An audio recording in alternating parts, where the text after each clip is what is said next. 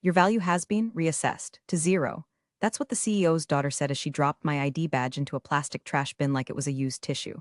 Her new assistant, a 22-year-old finance bro named Tucker with a pompadour and no soul, snorted like she'd just delivered a killer punchline on late-night TV.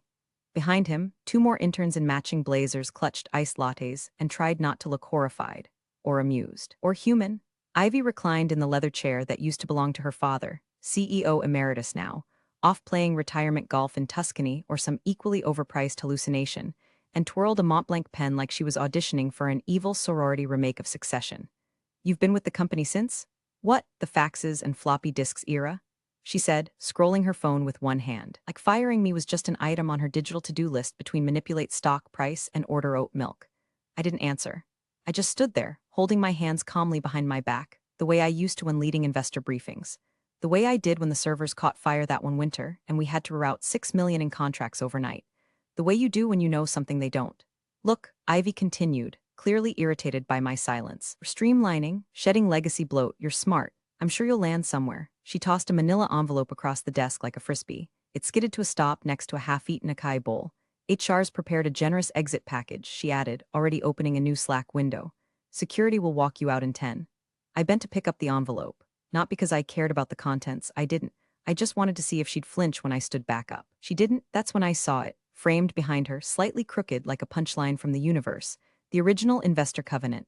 The one I helped draft 12 years ago in a conference room with bad coffee and 3 lawyers who all secretly hated each other. My name was still on it, bottom right. Key operational stakeholder, Marissa Klein. I let myself smirk just for a second, by the way. If you've made it this far and you haven't hit that follow button or tapped the like, come on now. 90% of y'all are lurking like Tucker in the break room pretending to know Excel. Show the team some love. It keeps us caffeinated and vengefully creative. Back to the train wreck. Ivy didn't notice my smirk. She was too busy fumbling with her dad's executive signature stamp. It wobbled in her hand, clunky and unfamiliar, like the truth. She pressed it down on a form without aligning it, leaving his name smeared and crooked across a line marked authorized termination.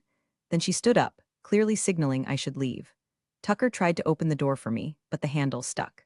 I opened it myself, just like I had opened the last 5 compliance renewals, the last 4 strategic partnerships, and the back door to our biggest investor when our CFO botched a Q4 forecast. I walked out without turning back, didn't say a word, didn't grab the gratitude basket HR had perched like a landmine by the elevator, just kept walking out of the building into the sun, home, where my encrypted archive sat waiting, purring like a cat full of claws. I kicked off my shoes, poured a glass of wine, and logged into the vault. Version 3.7. Covenant, fully redlined, my name, my clause, my hammer. I picked up my phone, scrolled to Anderson Counsel, and hit call. Activate the file, I said. Version 3.7. There was a pause on the other end. Then Anderson just said, understood. Because unlike Ivy, he did read the footnotes. HR waited for me by the elevator with all the fake warmth of a hotel concierge who knows you tipped $2 on a 5-night stay. Miss Klein, we just want to say thank you for your many years of service, chirped the woman, Rita, maybe. Rachel, she'd only been there 6 months and still pronounced Klein like clean. In her hands she held the infamous gratitude basket, an overpriced wicker coffin stuffed with caramel popcorn, stale biscotti, and a coupon for a massage I would never use.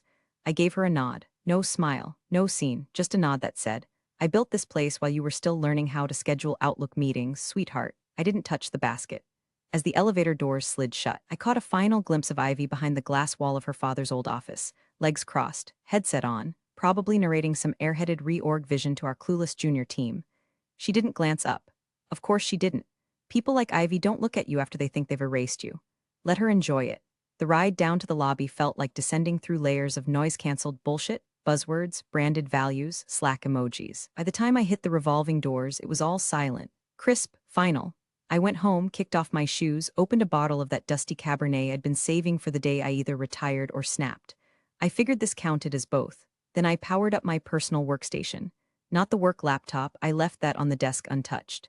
This was the real gear, my vault, my archive. The encrypted server that had lived quietly beneath my kitchen sink since the first time a board member tried to override compliance in 2014. I'd built it out of habit, out of caution, out of the gut instinct that the real danger wasn't a hostile takeover, it was Ivy with a printer and a blank agenda. Password accepted. Biometric scan confirmed. The interface flickered on, clean as ever. I navigated to my legal folder and opened the most recent copy of the funding covenant. There it was. Same clause, same font, same signature from the managing partner of our lead investor, Marissa Klein designated material personnel, clause 14C. I scrolled to the margin notes. The last red line comment from Anderson, my attorney, still sat there. Any involuntary termination triggers breach remedy. Mandatory investor notification required within 72 hours. I leaned back, remembering the exact day we wrote that clause. Flashback to 6 years earlier. Conference room A302. My hair was longer then. The fund's lawyer, Blake, wore mismatched socks and drank espresso like it was holy water. He didn't trust our CFO. I didn't trust our CEO. So we compromised in writing. If they ever try to cut you out, he said, tapping his pen on the draft, this clause guarantees consequences. I'd laugh then. You think they'd be that stupid? He looked at me like I'd just asked if water was wet. They're executives, he said. Eventually, yes. I closed the file, let that memory fade, and picked up my phone. Anderson answered on the second ring. No hello, just silence, the kind that means he's already reading the situation. Activate the red line file, I said. Version 3.7. Pause. Understood, he said. No questions. No small talk, just execution, because that's what the real professionals do. While Ivy and her espresso interns were busy gamifying leadership, I had built an entire career on knowing where the bodies were buried and exactly which footnote would resurrect them. I sipped my wine, pulled a blanket over my legs, and watched the inbox start to ping. 3 unread messages already. 1 from legal, 1 from the investor liaison, and 1 from someone I hadn't heard from in years. The game had started. I hadn't moved a single piece, and already they were scrambling. It took less than 48 hours for Ivy to start tap dancing on my grave. She posted a company-wide Slack announcement titled Phase 1, Operational Evolution, complete with a fire emoji, a lightning bolt, and a headshot of herself holding a mug that said Boss Babe. I nearly choked on my cereal when a former colleague forwarded it to me. This week, we begin streamlining legacy bloat and energizing our workflows, she wrote, as if she hadn't just booted the woman who was the workflow. Please welcome Leela Montclair as our new head of operations. Leela brings a fresh vision, an elite MBA, and an exciting lens on modern productivity. Leela, Jesus Christ. Leela was her bestie from grad school, a woman who once brought margaritas to a strategy offsite and referred to due diligence as Debbie Downer energy. Her previous experience? A 2-year stint at a lifestyle brand that sold Bluetooth-enhanced yoga mats. She listed vibes as a leadership value on LinkedIn. By noon that day, the junior managers were in open panic mode. I got the text almost instantly. Hey, do you know where the supplier compliance tracker lives? Can't find anything post Q2. Did you submit the EU cross-border forms? Legal's asking. Wait, who handles the funding traceability log now? I didn't respond. Let them sit with it. By Friday, someone had tried to duplicate my access templates and locked the internal server. The audit portal kicked back 4 incomplete filings. A Slack thread labeled Urgent Ops Escalation Fire exploded with questions, none of which had answers. Leela's response. A 3-sentence update that ended with We got this flexed biceps. Spoiler, they did not got this. The quarterly audit deadline for the Everlock Capital Fund, our primary investor, came and went with no submission. Ivy either didn't know or didn't care, too busy scheduling inspirational fireside chats about culture resets and posting filtered selfies from her executive wellness corner, which appeared to be an ergonomic chair with a succulent. But the fund noticed. Always notice. At precisely 9:02 a.m. on Monday, every member of the C-suite received an email from Everlock's oversight team.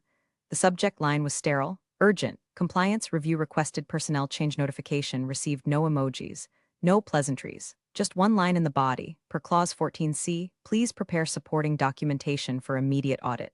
Clause 14C, the one with my name on it. Pictured Ivy reading that email, blinking slowly like a raccoon caught with a vape pen. The silence across company channels that morning was palpable. Leela's Monday momentum update never arrived. Ivy didn't post her usual Power Hour Spotify playlist. HR sent a sudden calendar blocker for all department heads with the mysterious title, Investor Readiness Discussion. Meanwhile, I was at a diner on the edge of Lake Tahoe eating pancakes the size of steering wheels, sipping black coffee and watching it all unfold on my burner Slack account, an old admin backdoor nobody had revoked. The best part? They didn't even realize the audit wasn't optional. The moment my name was removed without notice, that clause snapped into effect like a bear trap. They triggered it themselves. All it took was a little hubris and a stamp from Daddy's desk. A former finance analyst messaged me that afternoon. Are you seeing this? Everlock just sent 3 reps to HQ. Ivy looks like she's about to puke. I let the message sit unread. There's something deeply satisfying about watching a dollhouse fall apart. All those plastic smiles, all that curated control. And underneath, toothpicks and glitter and termites. Hungry, litigious termites. Ivy was mid-presentation, something about quarterly visioning and rebranding compliance as a journey, when the boardroom doors flew open like someone had detonated a grenade in the lobby. And in walked the man himself, her father, Mitchell Brandt, the man whose name was still stitched into the company's mission statement, whose scowl once made 3 vendors cry during a single lunch, and whose absence over the past year had made Ivy feel emboldened enough to cosplay as a real executive. No flight announcement. No warning. No smile. Just a trench coat over a charcoal suit and a look that said something had gone very wrong in paradise. Every senior exec stood up so fast they nearly headbutted the ceiling. Leela tried to introduce herself. "Hi, I'm leading operations now, it's such an honor," but he walked right past her like she was a dying houseplant. "Everyone out," Mitchell said flatly. Ivy stayed seated. That was her first mistake. Within seconds the room cleared. Just her father, and the CFO, Gregory, a thin man with permanent flop sweat and a nervous laugh that sounded like a car failing to start. Mitchell didn't sit. He just stood at the head of the table, knuckles on the wood like he was bracing to flip it. "What the hell is going on?" he asked. Gregory swallowed so hard it was audible through the door. "There's been a triggering event," he said, voice shaking. "The Covenant. Clause 14C. Mitchell's eyes narrowed. "What the hell is Clause 14C? Ivy shifted uncomfortably in her chair, her lips twitching like she wanted to interrupt but hadn't figured out how to sound confident while doing it. Gregory looked like he was about to cry. She fired Marissa." The words hit the air like a gunshot. Mitchell didn't blink, didn't even breathe, just stared. "Then you fired who?" His voice ricocheted off the glass walls, down the hallway, and probably into the parking garage. People flinched outside. Someone in HR dropped a coffee mug. Ivy opened her mouth, closed it, opened it again. She was slowing things down, legacy mindset. "We're pivoting," and Mitchell slammed both palms on the table. "Did you read the funding agreement before you gutted your backbone?" "I'm the CEO now," Ivy snapped, defensive. "It's my call." "No, you're the interim CEO. And this company is still bound to Everlock's investor controls, which you clearly didn't bother to learn before playing corporate Hunger Games." He turned to Gregory. "Pull the original covenant," he barked. "Now, full version, not the summary Ivy had her intern paraphrase into bullet points." Gregory scrambled like his chair was on fire. Within seconds he was back with a thick red folder, trembling slightly as he placed it on the table. Mitchell opened it. His eyes scanned the pages with surgical precision, flipping through clauses until he landed on the one that mattered. Clause 14C, he read aloud. "Designated material personnel, Marissa Klein. Termination without investor consultation constitutes breach of agreement, enforceable by asset forfeiture or immediate control assumption." He looked up slowly. "Do you know what that means, Ivy?" She crossed her arms. "It means they'll bluff. They always do. They're already here. 3 Everlock auditors in the damn lobby, and a formal notice of compliance breach on my phone." Mitchell picked up the folder, waved it like a warrant, and hissed, "Do you have any idea what you've just cost us?" Ivy's mouth opened, but no sound came out. Outside the room, employees stood frozen, pretending not to listen but hanging on every syllable.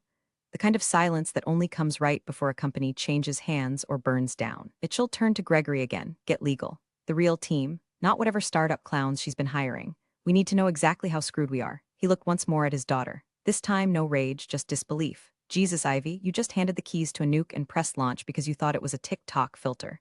The boardroom was still smoldering from Mitchell's explosion when the real fire walked in. No knock, no assistant, no announcement, just the dull click of polished shoes on tile, and then the sudden, surgical appearance of a man in a slate-gray suit holding a leather portfolio like it contained a death sentence. Because it did.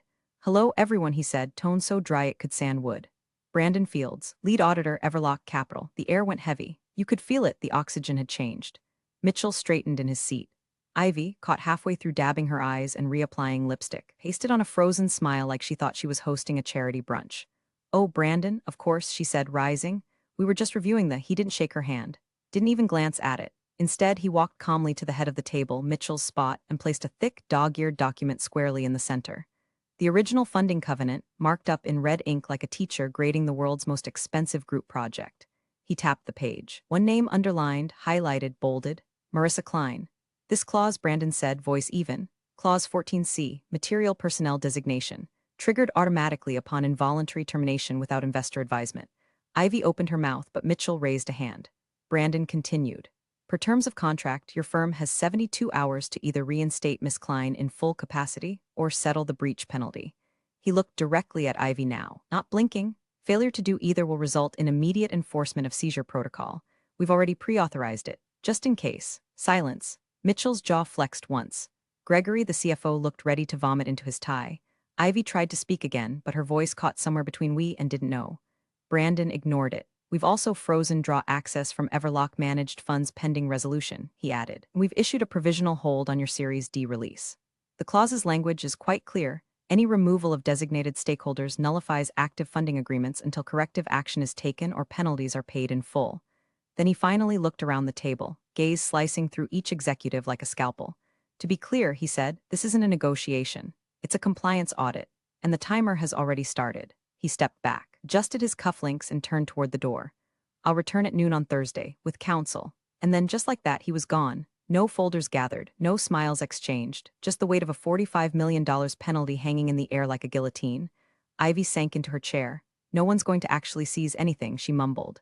Right, this is just pressure. Leverage. Mitchell didn't answer. Gregory looked up from his calculator with eyes full of static. We don't even have half that liquid.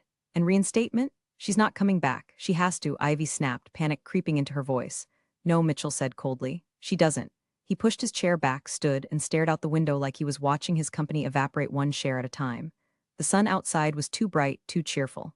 Inside the boardroom, the lights felt like interrogation bulbs, and on the table, Marissa's name glared up from the paper, silent, unshakable, and suddenly more powerful than anyone in the room. They hadn't just fired her. They detonated their own foundation. And now they were standing in the rubble, waiting for the roof to fall. By the time legal shuffled in, the boardroom had devolved into the verbal equivalent of a bar fight in a yacht club. Ivy was pacing in heels too high for crisis management, waving her arms like she was trying to swat the blame out of the air. I had the right? She kept insisting, voice cracking with each repetition. I'm the acting CEO. Personnel decisions fall under my jurisdiction. Mitchell sat silent in the corner, arms crossed so tightly it looked like he might implode. He hadn't spoken since Brandon left, just stared at a hairline crack in the marble table like it was a metaphor. Gregory had given up pretending to calculate anything. The CFO just sat there, ghost white, fiddling with his wedding ring and muttering numbers to himself. Enter Rachel Yoon, general counsel. Smart, sharp, always impeccably dressed in a way that screamed I billed 400 hours last month and slept in a Tesla. She walked in clutching a laptop and a binder and a coffee she hadn't touched. We believe, she began, voice steady, there's room for interpretive flexibility in the material personnel clause. The language leaves ambiguity around what constitutes operational necessity versus symbolic designation. If we frame Marissa's role as non-essential, we can, her sentence stopped midair. Because right then, everyone's phones buzzed at once. One email. From David Shaw Everlock Counsel Subject. Covenant Addendum Compliance, Re. Marissa Klein, Attachment. Signed Annex 2021 Reaffirmed Clauses PDF. The attachment was a time bomb. Mitchell opened it instantly, projected it onto the wall with the subtle fury of a man done playing nice. There it was. Clause 14C remains enforceable and binding through all fiscal periods. Reviewed and reaffirmed in 2018, 2019, 2020, and 2021. Signatories, Mitchell Brandt, CFO Gregory Lin, Legal Counsel Rachel Yoon, Investor Rep David Shaw. Rachel visibly swallowed. I wasn't aware they'd sent this already. Mitchell didn't even look at her. You signed it. The air thickened. Ivy, Gregory whispered, what the hell were you thinking? They're bluffing, she snapped. They don't want to take control, they just want leverage. We push back. Reframe the narrative. This is optics. Politics? Mitchell turned his full body to face her. This isn't LinkedIn, Ivy. You don't get to pivot your way out of a contractual death spiral. Then another ping. From internal counsel this time. Subject, fire urgent email flagged in litigation hold. Everyone looked at Rachel. She was already opening it. On the screen appeared an email sent 2 weeks ago, subject line, cutting the deadwood before Q4. Sent by Ivy Brandt to Rachel Yoon, Leila Montclair, and 2 other VPs CC, HR Director Body. We need to clean house before Q4 gets here. Starting with Marissa. She's deadwood and we need fresh blood before the investor summit. If anyone raises legal, I'll call it a visioning restructure. We'll bury it in the reorg. Rachel froze. I thought I redacted. You didn't, Mitchell said, voice low and lethal. Now the investor's legal team has a direct written admission of retaliatory termination with foreknowledge of clause violation. Ivy's face drained to the color of printer paper. Delete it, she said. Rachel didn't move. I said delete IT. It's already on their servers, Rachel said quietly. Metadata timestamped. There's no deletion now. That's when the shouting started. One board member threatened to call his own legal team.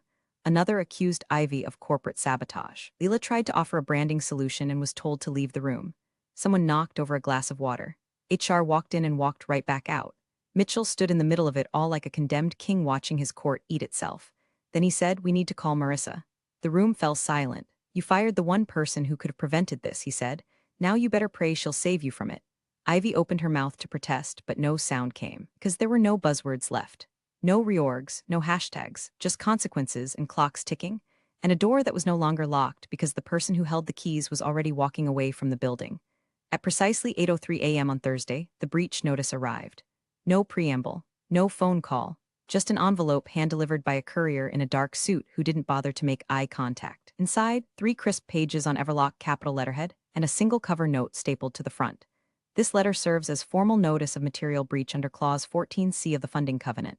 Please prepare for transition procedures effective immediately, pending resolution within the grace period outlined below. Attached was the grace period summary. 72 hours. It expired in 15 minutes. The boardroom sat in eerie silence. Phones flipped over. Coffee cups abandoned. The only sound was the soft hum of the HVAC system and the subtle scratching of the CFO's pen as he tried, fruitlessly, to make numbers add up that simply wouldn't. Mitchell didn't sit. He stood at the window, arms behind his back like a general watching a city burn. His eyes didn't blink. His jaw didn't move. And when Ivy finally stood to speak, it was the first time anyone had looked directly at her in hours.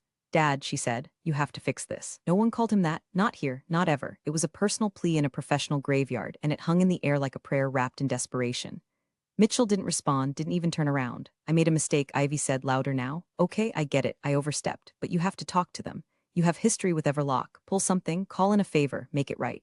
She was crying now, mascara starting to betray her as much as her judgment had. No one moved to comfort her, because this wasn't a family fight anymore. This was survival. Then Brandon Fields entered, same suit, same face, same dead-eyed calm. He walked to the end of the boardroom table and placed a black binder on the surface.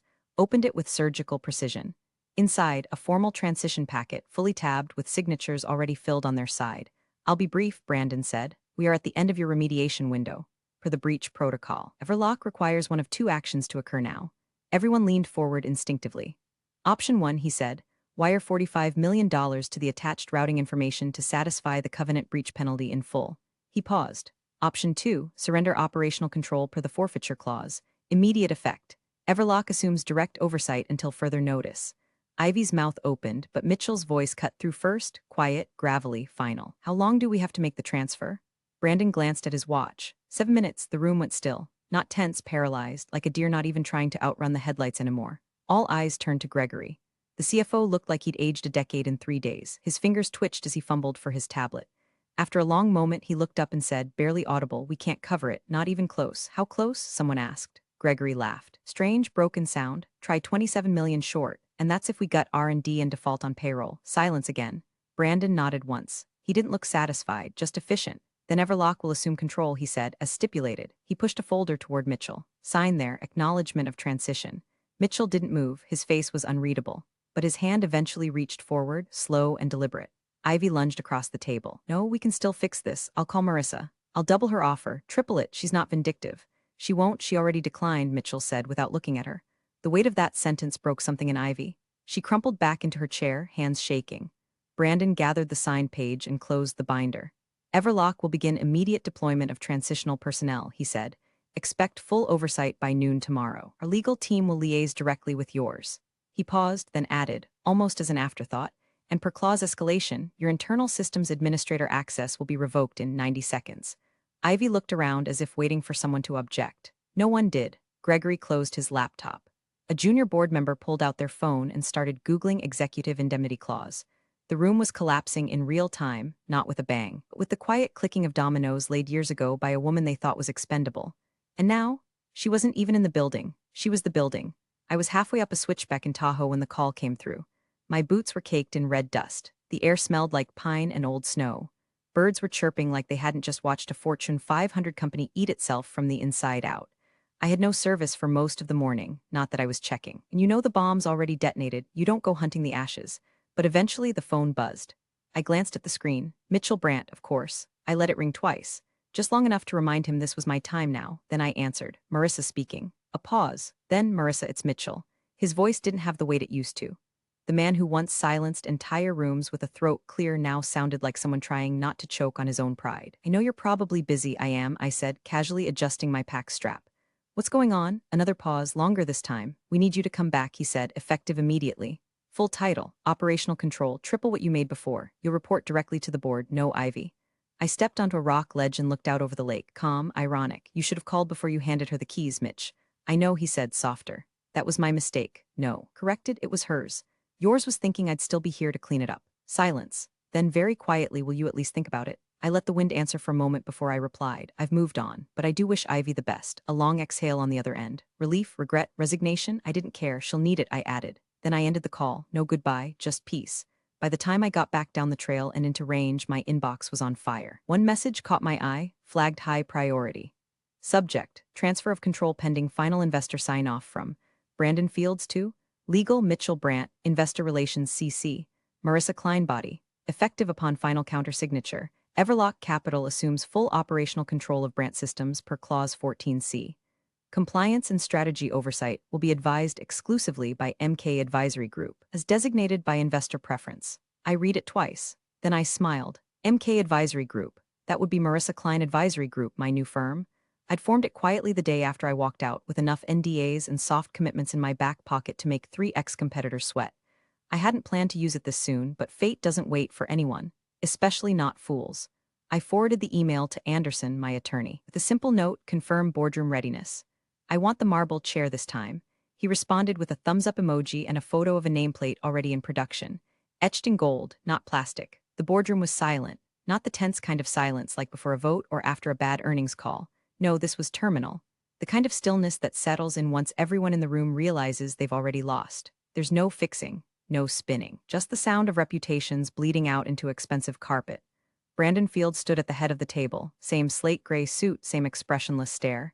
He didn't sit. He didn't blink. He just reached into his leather briefcase and pulled out a small, unmarked black box. It looked like something you'd use to launch a missile or unlock a vault. He placed it gently at the center of the table. Contained within, he said calmly, are the master credentials for Brandt Systems' internal admin architecture, investor portals, compliance frameworks, and digital keychains. The transition log has been timestamped. All prior access has been revoked. He let that sink in, then added, your penalties now exceed your available cash reserves. As per Clause 14C, Everlock Capital is assuming operational control, effective immediately. Gregory, the CFO, made a sound, something between a whimper and a sigh, but didn't object. He just pushed his chair back slightly, like he didn't want to be physically close to whatever this moment was. Ivy sat perfectly still. Her hands were folded on the table like a student waiting to be expelled. She didn't speak. She didn't cry. The performance had been wrung out of her days ago. All that was left was the hollow shape of ambition and a very expensive manicure clenching into her palm. Brandon opened his binder one last time. In the back pocket, he pulled a document. Here is the revised operating agreement, he said. Per investor directive, oversight and compliance will now be advised exclusively by MK Advisory Group. There were murmurs, soft, stunned, not angry, just defeated. Marissa Klein has accepted advisory rights. She will not be returning in-house. All communications with Everlock must route through her office moving forward. No one argued. What could they say? Ivy blinked. Finally, as if waking up from a long, entitled dream. Her gaze flicked to Mitchell, hoping maybe for a last-minute reprieve, a shield from the consequences she'd forged herself. But Mitchell never looked at her. He stared straight ahead, jaw locked, face like stone. The man who had once built an empire, now watching it handed off by legal right to the woman he'd let walk out the door. Brandon snapped the binder shut. Any questions? No one spoke. He nodded once. Then we're done here. He left the black box on the table, like a tombstone. As the rest of the room began to disband, quietly, quickly, like people fleeing the scene of a crime, Ivy remained seated for a long moment. Long enough for everyone to see that the crown didn't just fall, it shattered. Eventually she rose, no tantrum, no speech. She gathered her things, her phone, her coffee mug with boss energy printed on the side, framed photo of her and her father from a gala where they both looked so sure of everything. She stepped into the hallway and froze, because there it was, on the wall outside the boardroom. A maintenance tech on a ladder was finishing up the install. A new nameplate, etched into dark marble, backlit. MK Advisory Group Strategic Control HQ underneath, in clean, elegant font. Compliance Oversight. Marissa Klein. Ivy stared at it for a long moment. Long enough that she was still standing there when the elevator doors closed behind her. Marissa never came back through the front door. She didn't need to. She owned the building now. You're the real MVPs of the office jungle. Thanks for watching. Smash that subscribe button, or the coffee pot might just forget your next brew.